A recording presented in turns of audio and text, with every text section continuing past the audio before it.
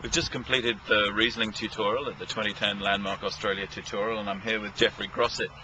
And Jeffrey, for me there was one sort of big picture question that we started with, which is Riesling and its almost unique ability, I think, to reflect that sense of place in terms of site, and yet always to be seen as a very idiosyncratic and instantly recognizable varietal signature as well. So that varietal signature and sense of place is, I think, what makes Riesling a fascinating drink.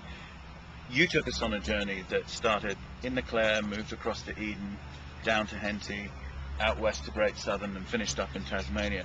Perhaps we could reflect on what those regional expressions and terroirs bring to the expression of Riesling, starting with Clare and Eden. Sure. Well, I guess Riesling, more than any other variety to me, shows that expresses a place, and I think with the Clare Valley, it's been very much lime characters, and generous character. Even though the wine is dry, people don't notice that it's dry or acid. It's got that wonderful balance and generosity and finesse. Wonderful wine with the sort of foods that we have, the gamut of foods, freshness of food. And it's got a moderate alcohol. It just works.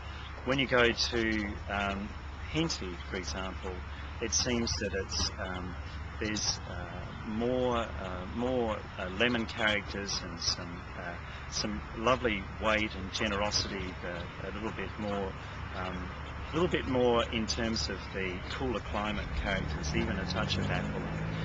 Just more of a mix of characters without the real focus on the lime, and quite taut palates often.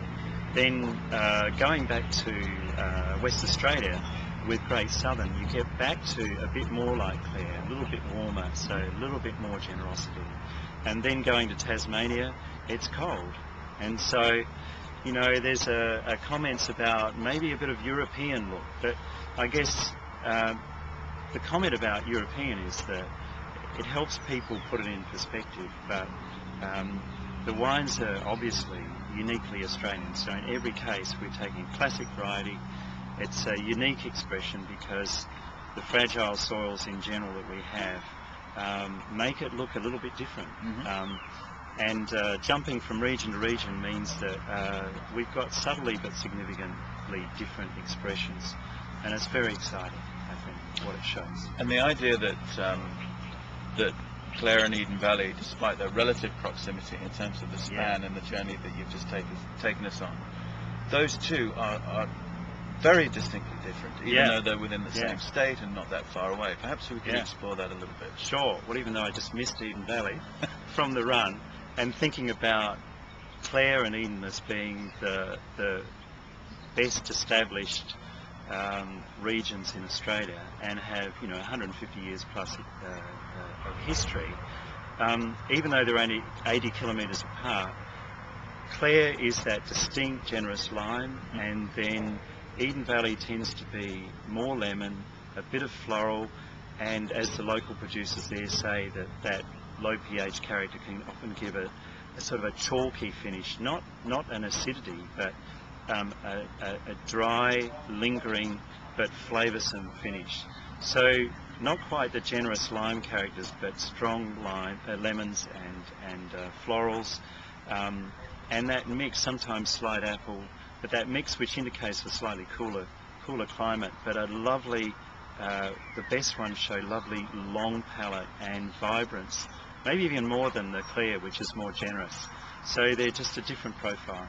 So even beyond flavour characteristic, expressing a sense of place, sometimes it can be textural too. I love the way you refer to the Eden as having that almost powdery, talky sort of sense to it, and that's something that I think is peculiar or unique to that region that you don't necessarily see outside of that area. I remember when in the 70s I saw that character that I loved, and people were looking and focusing on the generosity from Clare. That quality, almost ethereal quality, and the ability of those wines to age is quite extraordinary. It's sort of almost unmatched in the world in terms of that specific character. So that's something that's very exciting. So in a nutshell, Australia Riesling in a global context, how would you sum it up? The style, I think we've made very clear that we've cut out any confusion with consumers by saying Australian dry Riesling. So the starting point with Riesling from Australia would be, you're thinking dry. So the thing about that is that I think we've sent that message very clearly, and that's what the vast majority of producers are doing.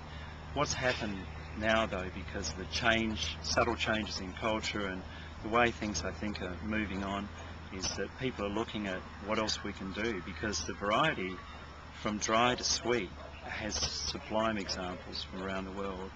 And I think that that's an area that we haven't explored perhaps quite enough in the past, but we're seeing it happen now as we've become more confident and we're maturing. I think we're moving into experimenting with those other expressions of the variety, and I think that's very exciting as well. So another layer of detail to come from Australia on Riesling, I think perhaps. so. Without any compromise on what we've done, I think we're just upping it to something new and exciting to add to what we're doing. Jeffrey Grosset, thank you very much. Thank you.